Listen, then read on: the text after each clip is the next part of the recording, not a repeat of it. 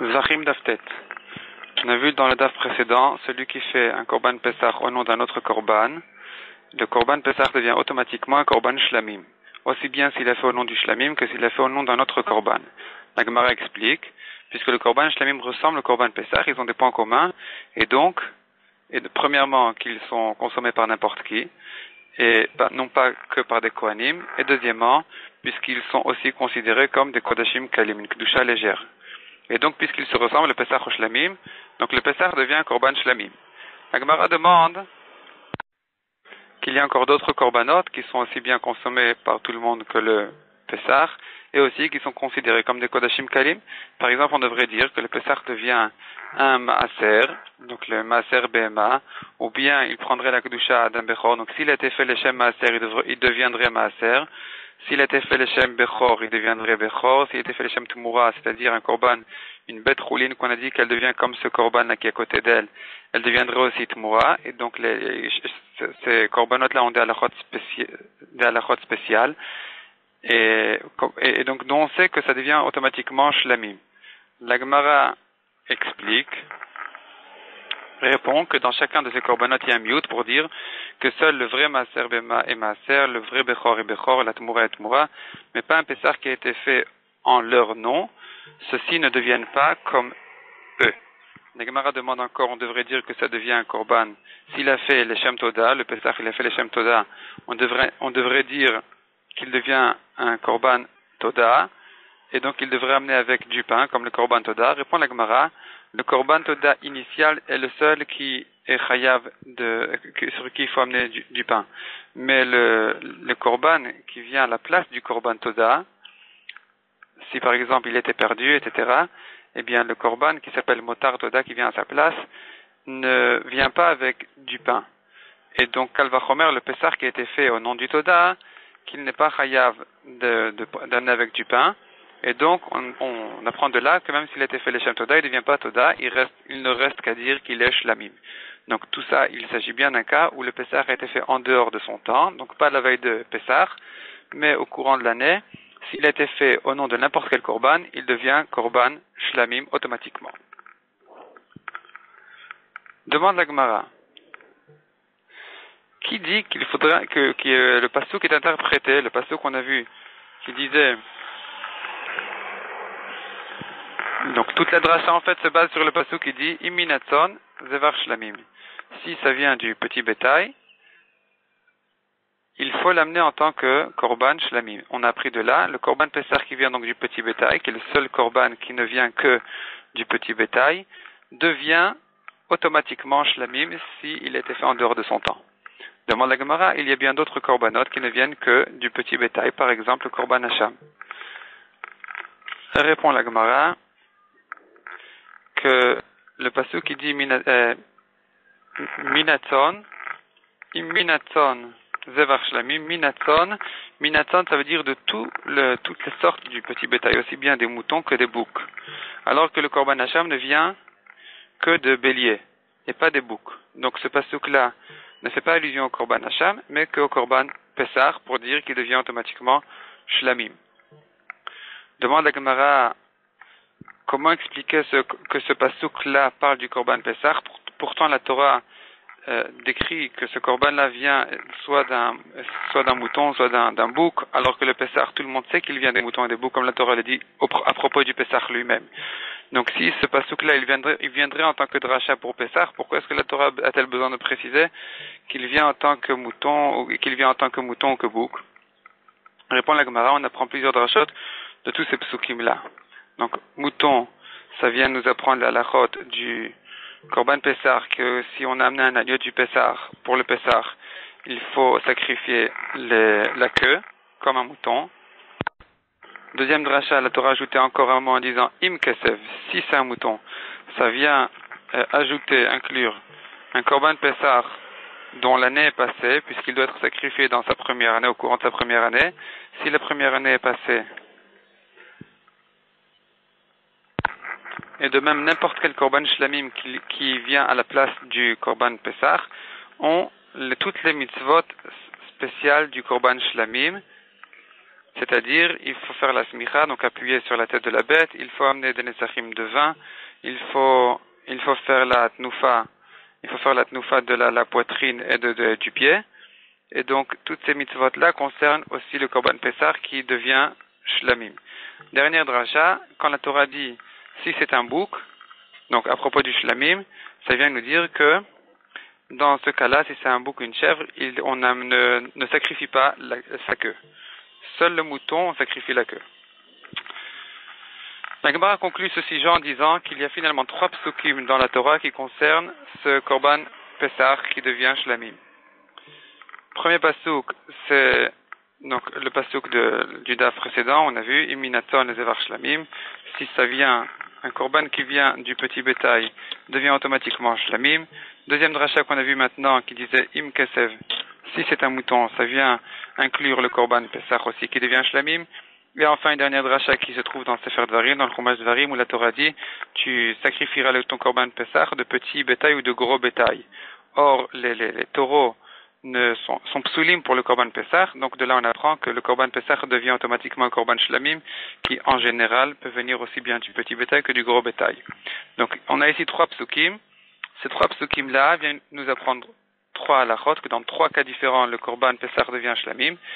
Premièrement, si il a passé sa première année, donc il a déjà 1 an entier, et qu'il a été sacrifié en dehors de son temps.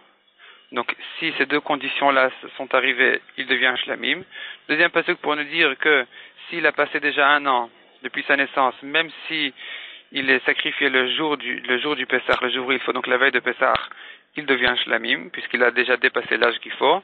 Et enfin, troisième pasuk pour nous dire, même dans un cas où il a l'âge, et il a été sacrifié en son temps, mais il a été fait leshem shlamim, il devient. Je me reprends, le troisième pasuk vient dire que si le korban, le Pessah, a son âge, et que Pessah n'est pas encore passé, puisqu'il n'a pas été sacrifié en son temps, il devient automatiquement shlamim. Deuxième sujet du daf. Un korban khatat qui a été fait en tant que, au nom d'un khatat Narshon. Narshon ben Aminadav, c'était un nassi, le nassi de la tribu de Yehuda, qui a sacrifié un korban khatat le jour de l'inauguration du Mishkan. Donc, il a amené un korban khatat alors qu'il n'avait pas fauté. C'est un khatat qui ressemble à un olav, puisqu'il est venu en tant que vœu. Donc, ce korban-là est un khatat, mais pas vraiment un khatat. Celui qui fait un khatat, au nom d'un khatat comme le khatat Narshon, malgré que c'est pas vraiment un khatat, c'est quand même considéré comme un khatat pour dire qu'il n'a pas changé le nom du korban et que le korban est kasher. La Gemara en fait une dracha du pasuk Zot Torah ta khatat. Torah, ça vient inclure toutes les khataot. Demande la Gemara que cette dracha-là, on ne l'a pas faite à propos du korban mincha. On devrait dire aussi à propos des menachot Zot Torah ta mincha que toutes les menachot sont considérées, se ressemblent, sont considérées comme la même chose, comme une mincha. Donc la Gemara repousse cette dracha-là et corrige donc la halacha. La halacha, il faut dire, celui qui a fait un korban khatat, non pas en tant que khatat narshon, qui correspond à changer le nom du korban, mais pour pardonner narshon, c'est-à-dire qu'il amène ce khatat-là au nom d'une autre personne, pas d'un autre korban, mais d'une autre personne, shinui ba'alim, eh bien, puisqu'il l'a dit au nom d'une personne qui est mort déjà, comme Narshon, le korban est kasher, puisque les morts n'ont plus de kapara, donc ça ne s'appelle pas un changement au nom du propriétaire du korban. Et la Gemara en déduit que si il a sacrifié le korban au nom de quelqu'un de vivant, même si son korban n'est pas un vrai khatat, mais que comme celui de Narshon, qui ne vient pas pardonner une faute, mais qui vient en tant que korban général, comme par exemple le nazir ou le metzora, qui amènent eux aussi un korban khatat malgré qu'ils n'ont pas vraiment fauté, ça ne vient pas vraiment pardonner leur faute, eh bien, ce korban-là est pasoul.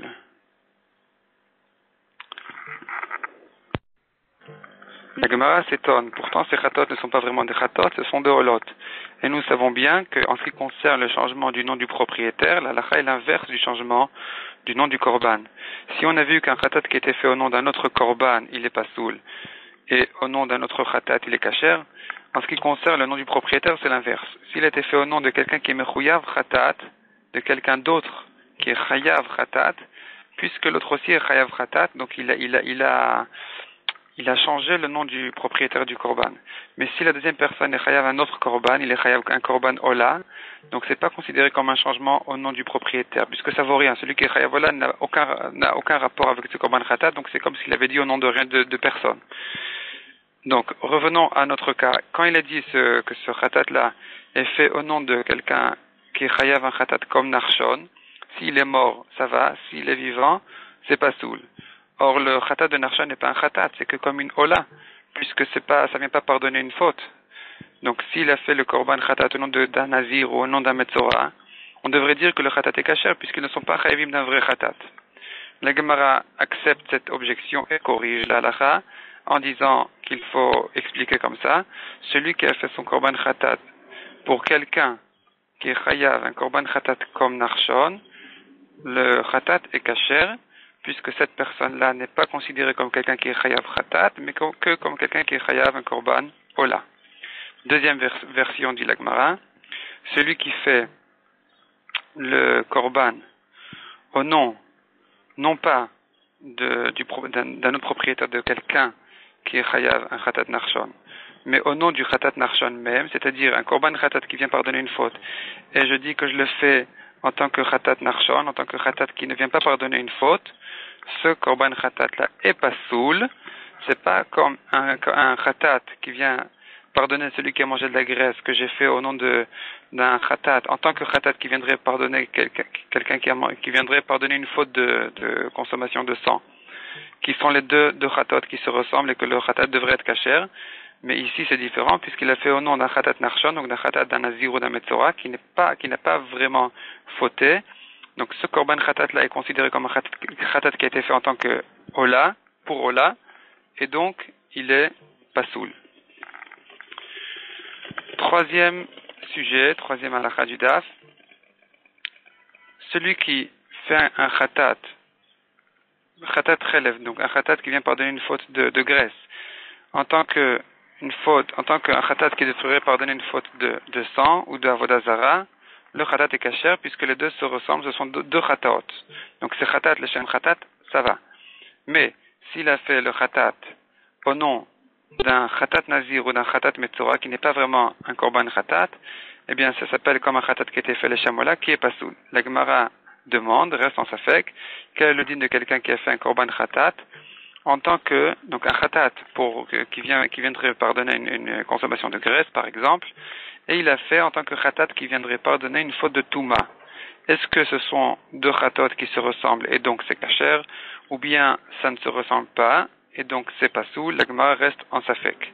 La Gemara propose par la suite, donc je saute une ligne et on reviendra plus tard, la Gemara propose une deuxième version à cette halakha-là, qui n'est pas en machloket avec cette première version, mais qui en fait inverse le cas de changement du korban avec le changement de la personne du korban, qui est chayav le korban, et donc ça inverse complètement la halachot. Donc ici on dirait comme ça, s'il a fait le khatat de graisse au nom de quelqu'un qui est chayav d'un khatat de sang, pour pardonner sa faute de sang, c'est pas soul. Donc contrairement à ce qu'on a vu précédemment, que un khatat relève au nom d'un khatat d'âme, c'est kasher puisque les khatat se ressemblent, ici c'est l'inverse.